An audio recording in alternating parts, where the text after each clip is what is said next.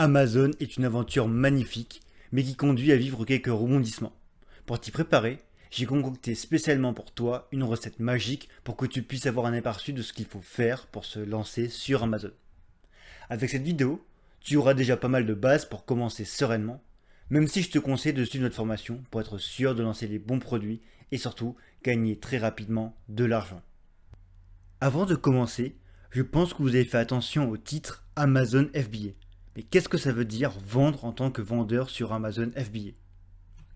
Le programme Fulfillment by Amazon, FBA, en français expédié par Amazon, permet aux marchands ou acteurs du B2B de stocker leurs produits dans les centres de distribution d'Amazon. En gros, Amazon prend en charge la préparation des commandes, l'emballage, l'expédition, le service client et surtout la gestion des retours. Bien sûr, en contrepartie, vous allez devoir payer un abonnement et des frais pour chaque vente. C'est la solution que je recommande le plus si vous voulez commencer à vendre à long terme sur Amazon. On va donc passer aux abonnements. Vous avez deux abonnements, le basique et le pro. L'abonnement professionnel vous coûtera 39 € hors taxe par mois. Il est indispensable pour débuter sur Amazon. Et si vous restez sur un compte basique, avec les quantités que vous allez devoir vendre, vous allez tout de suite être pas du tout rentable. Et surtout, vous aurez beaucoup moins de possibilités de développement dans le futur.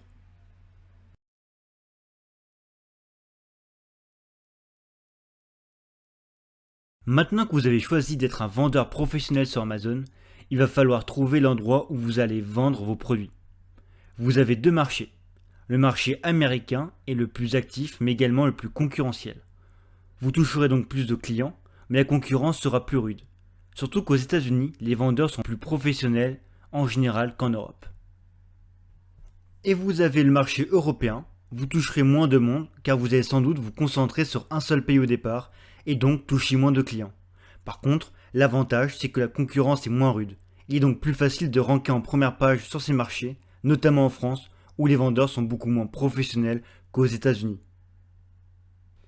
Dès que vous commencez sur Amazon, il faut absolument déposer sa marque. Mais pourquoi faut-il le faire dès le début?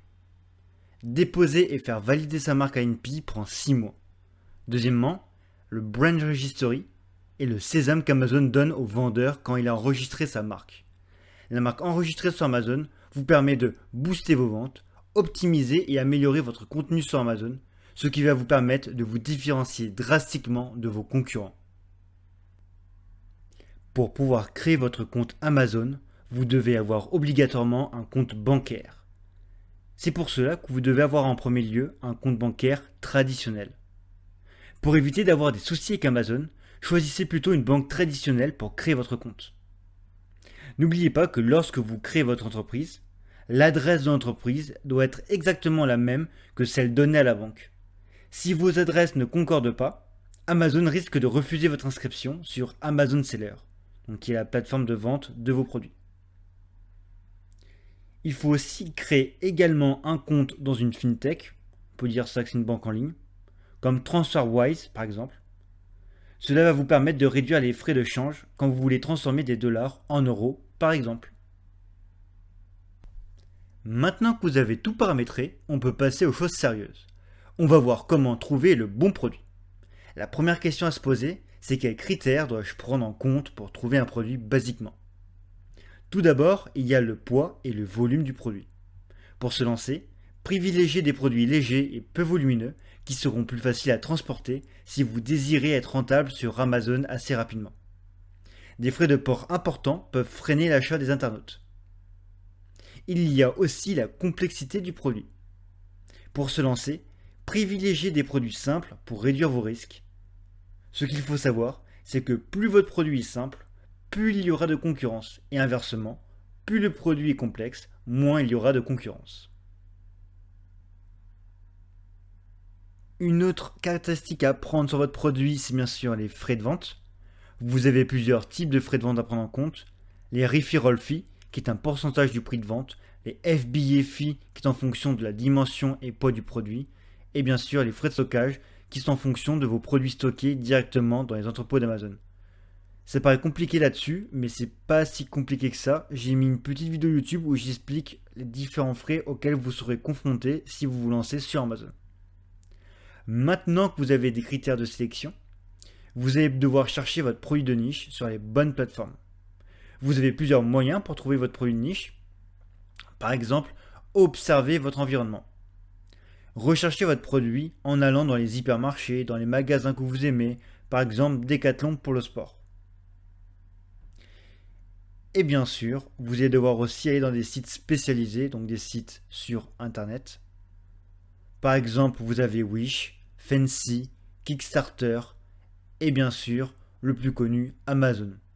Et petit bonus, l'outil indispensable à utiliser pour trouver son produit de niche, c'est Jungle Scout. Jungle Scout va vous permettre d'obtenir les données sur les ventes et les revenus des produits sur Amazon, de filtrer rapidement des millions de produits pour générer des idées de produits, et bien sûr la finalité, découvrir des niches rentables. Je vous ai mis en annotation une vidéo YouTube que j'ai réalisée pour trouver un produit de niche avec Jungle Scout. Mais pour résumer, les principaux critères qui vont vous permettre de trouver ce fameux produit de niche sont un poids de moins de 2 kg, un prix de vente supérieur à 10 € sur Amazon et un produit avec moins de 50 reviews. Dès que vous avez trouvé votre produit, il va falloir penser à des solutions pour le mettre en valeur. Vous devez absolument vous différencier de vos concurrents si vous voulez apparaître en première page sur Amazon. Vous avez plusieurs moyens pour cela. Tout d'abord, mettre en valeur votre marque. Essayez de mettre un logo sur vos produits et vos packaging par exemple. Améliorer le produit. Reprenez le produit de votre concurrent en l'améliorant. Par exemple, au lieu d'avoir une tasse de café basique, ajoutez une protection en plastique pour éviter que le client ne se brûle les doigts. Ajoutez de nouvelles fonctionnalités. Ajoutez sur votre tasse de café un couvercle ou bien un socle en liège. Et bien sûr, améliorez le packaging pour qu'il soit plus attrayant. Proposez le produit sous une autre forme. Au lieu de vendre des tasses de café de 35 centilitres, comme 90% des concurrents le font, proposez une tasse de café de 50 centilitres par exemple. Différenciez-vous sur la quantité et le volume. Après toutes ces étapes, il va bien falloir se mettre à la recherche de son produit de niche. Dans cette étape, je vais vous expliquer plusieurs méthodes pour le trouver. On appelle cela faire du sourcing. Il existe plusieurs méthodes. La première méthode qui est la méthode traditionnelle. Par exemple, se rendre dans des salons, des expositions ou des foires pour découvrir de nouveaux produits. Faire appel à des sourceurs professionnels. Ce sont eux qui vont chercher vos produits. Vous pouvez les trouver sur des plateformes telles que 5 €, Fiverr, Upwork, etc. Vous pouvez aussi faire appel à des sociétés de sourcing telles que Dragon Sourcing, Jing Sourcing et Jet Sourcing qui ont la même finalité que les sourceurs professionnels. Et bien sûr, vous pouvez aussi utiliser des sites spécialisés tels que Alibaba, AliExpress, 1688, donc c'est le Alibaba chinois. Maintenant que vous avez choisi votre produit de niche, vous allez devoir trouver le bon fournisseur pour que votre produit soit parfait lors de sa vente sur Amazon. Voici quelques critères à mettre en place pour trouver son bon fournisseur. Tout d'abord, il y a la réactivité. Répond-il à toutes vos questions et de manière précise? Ou bien le fournisseur répond-il vite à votre demande? Il y a aussi les conditions de paiement. Assurez-vous de convenir des modalités de paiement qui vous conviennent à vous et à votre entreprise et obtenez cet accord par écrit. Généralement, un paiement de 30% de la commande est demandé avant la mise en production, donc le solde avant l'envoi de la commande. Il faut regarder si votre fournisseur a des compétences en anglais. Il est essentiel pour être sûr de bien se comprendre et pour éviter aussi d'avoir un produit qui ne correspond pas à vos attentes. Bien sûr, on a le prix.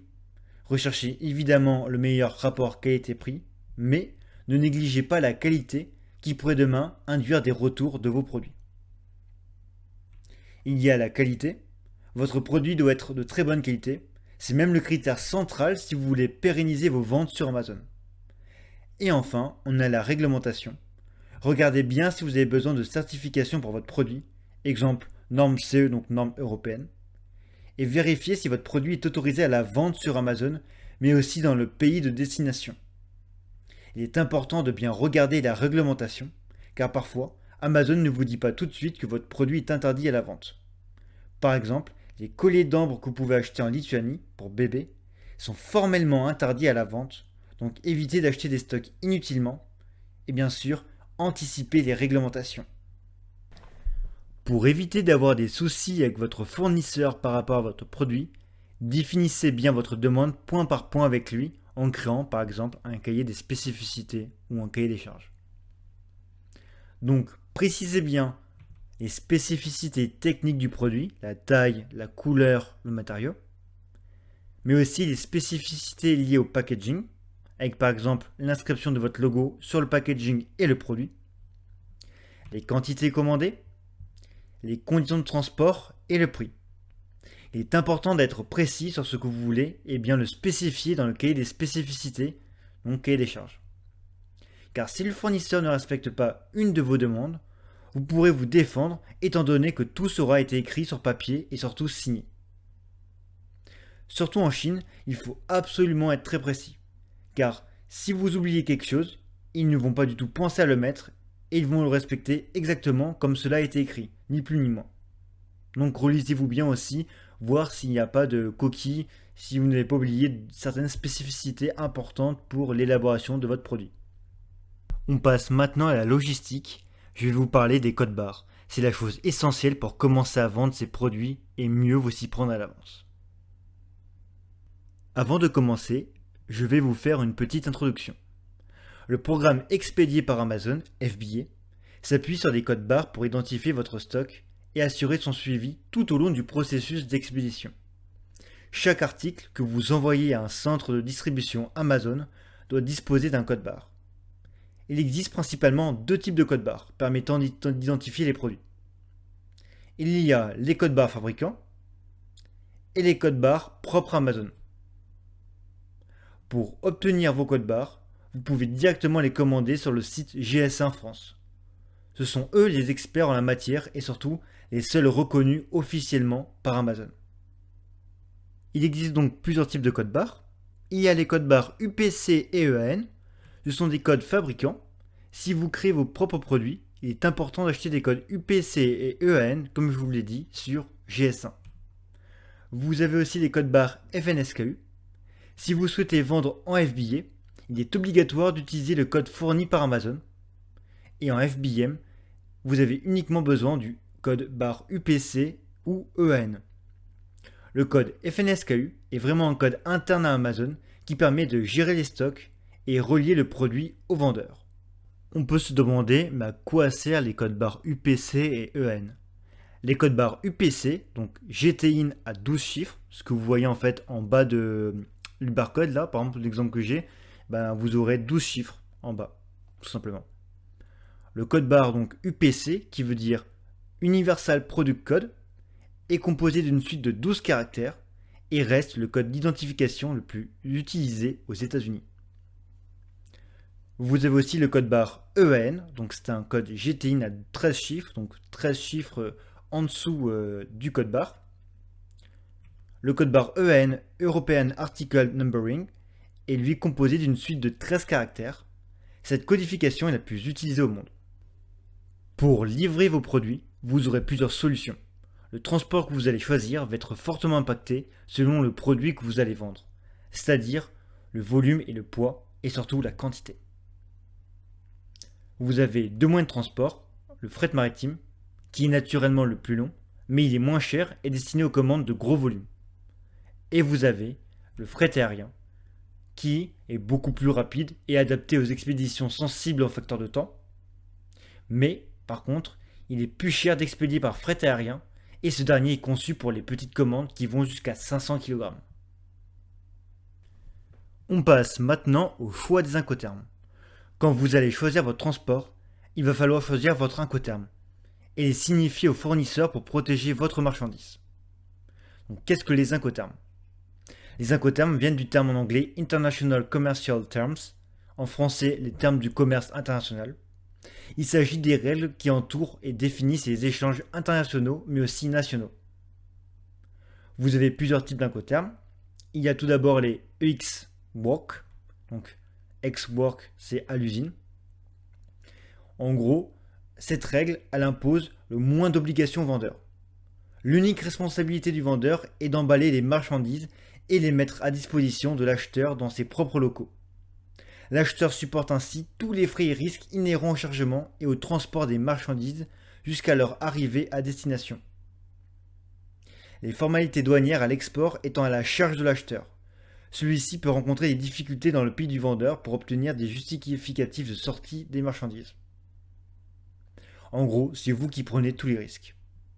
Le deuxième coterme, c'est le DDP, Delivered Duty Paid, en français rendu droit acquitté. Ça ne veut pas dire grand-chose, mais en fait, cette règle-là, elle confère le niveau maximal d'obligation au vendeur.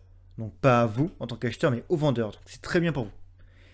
Qui assume donc, le vendeur, tous les risques et frais, y compris de dédouanement jusqu'au lieu convenu. Ainsi, en vertu de cet incoterme, les marchandises sont livrées, dédouanées, prêtes à être déchargées au lieu de destination. Seuls les frais d'assurance et de déchargement à destination sont à la charge de l'acheteur. Donc forcément, le DTP, c'est le meilleur pour vous protéger. Si par exemple le fournisseur envoie vos produits aux États-Unis et que finalement, lorsque vos produits arrivent aux États-Unis, il y a soit des colis perdus, soit le produit il a été cassé lors de la livraison. Donc ça c'est pas mal pour se protéger avec ces incoterms sur ces faits-là. Et vous avez le FOB, Free on Board, donc franco à bord du navire. C'est le transfert des frais et des risques qui intervient dès que les marchandises sont chargées à bord du navire désigné par l'acheteur, au port d'embarquement convenu. Le chargement du navire incombe au vendeur. Il est important de vérifier la qualité de ces produits avant l'expédition dans les entrepôts d'Amazon. La vérification va vous permettre d'éviter tout commentaire négatif et donc de pérenniser votre produit sur le long terme. Vous avez 5 types d'inspection. Il y a tout d'abord le IPC, c'est le contrôle initial de la production. Après vous avez le DUPRO, pendant l'inspection de production. Le PSI, c'est l'inspection avant expédition. Le CLC, c'est la vérification du chargement des conteneurs. Et enfin le PM, la surveillance de la production. La majorité du temps, vous allez faire appel à un organisme tiers pour qu'il puisse vérifier la qualité de vos produits directement dans l'usine du fournisseur. Ils vont checker si vos produits respectent les critères que vous avez demandés, plus d'autres critères qualificatifs. Vous avez 3 organismes qui peuvent être contactés directement sur la plateforme Alibaba. Il y a SGS, Bureau Veritas et Kima. Et je vous recommande Bureau Veritas, ils sont français et en plus de cela, ils font du très bon travail, j'ai jamais eu de soucis avec eux. Référencer son produit est primordial pour réussir sur Amazon. Malheureusement, beaucoup de vendeurs oublient de le faire.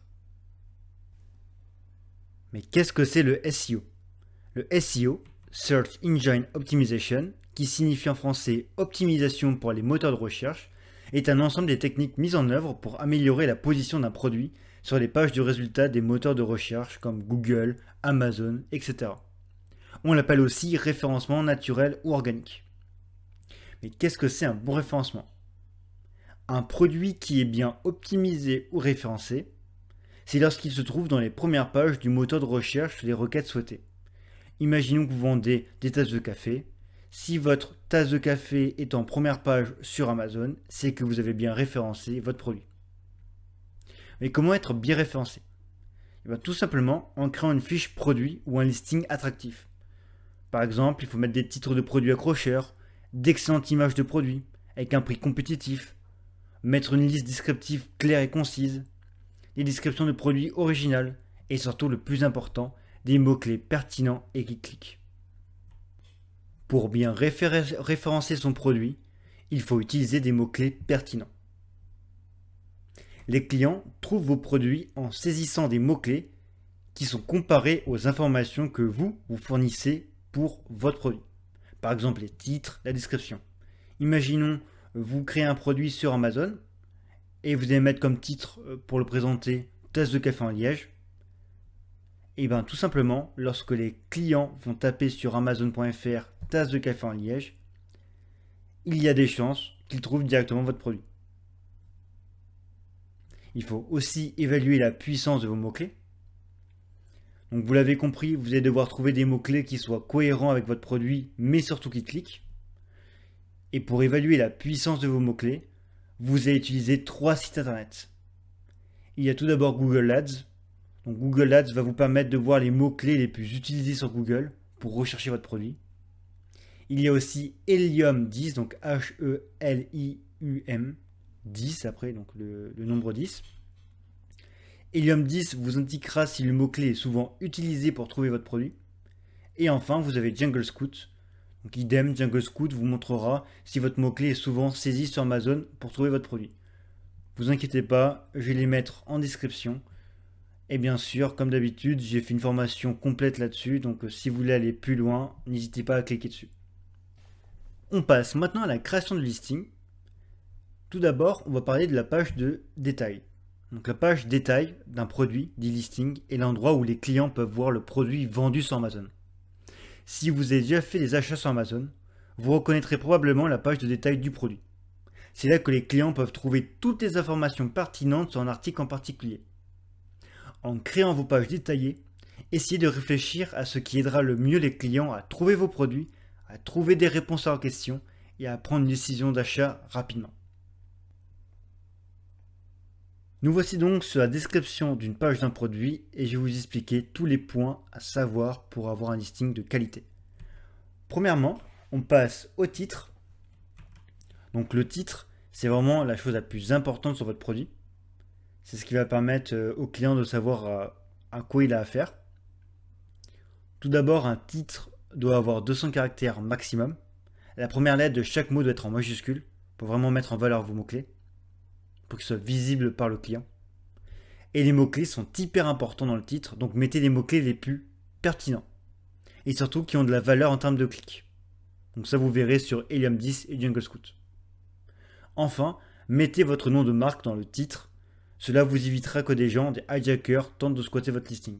Donc j'ai pas expliqué qu'est-ce que c'est des hijackers. Enfin, tout simplement, c'est des gens qui peuvent potentiellement piquer vos produits et vendre exactement le même produit que vous, et donc vous piquez vos clients. Et donc pour éviter que des gens fassent ça, vous mettez tout simplement le nom de votre marque. Par exemple, votre nom de marque c'est Carrefour, et bien vous allez marquer Carrefour, tasse en liège, tasse de café en liège. On passe maintenant aux photos. Donc la taille de votre photo est super importante, elle doit faire 1500 pixels x 1500 pixels, ce qui va permettre en fait au client de zoomer sur vos photos.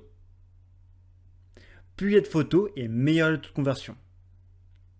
Donc pour avoir un bon taux de conversion, je vous recommande d'avoir 7 photos au maximum.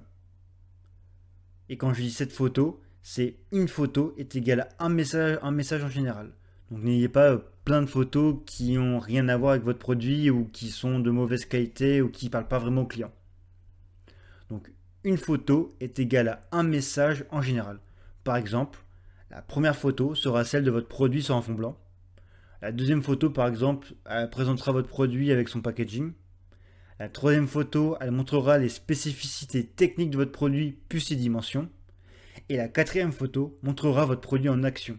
Par exemple, si vous vendez un gant de cuisine, montrez une personne en train de prendre une tarte dans le four, par exemple. Ça montre comment on se sert du gant et ça permet aussi au client de s'imaginer avec votre produit. Bref, etc., etc. Il y a pas mal de façons pour vendre votre produit, pour avoir des photos aguichantes. Mais ce qu'il faut surtout savoir, c'est que chaque photo doit apporter quelque chose d'utile et de pertinent au client. Pensez aussi qu'il y a une hiérarchisation au niveau des photos. Les premières photos seront beaucoup plus vues que les dernières. On passe maintenant aux variations. C'est par exemple les différentes couleurs et tailles ou parfums de votre produit. Imaginons que vous vendez des tasses de café. Vous allez mettre par exemple une tasse de café de couleur bleue, une tasse de café de couleur blanche et une tasse de café de couleur rouge qui sera affichée dans les variations. Le point 4, c'est le point permettant de décrire votre produit, c'est les bullet points. C'est une liste de points en fait où vous allez mettre les caractéristiques de votre produit. Donc c'est des phrases courtes et descriptives mettant en évidence les caractéristiques et les avantages principaux de votre produit en général.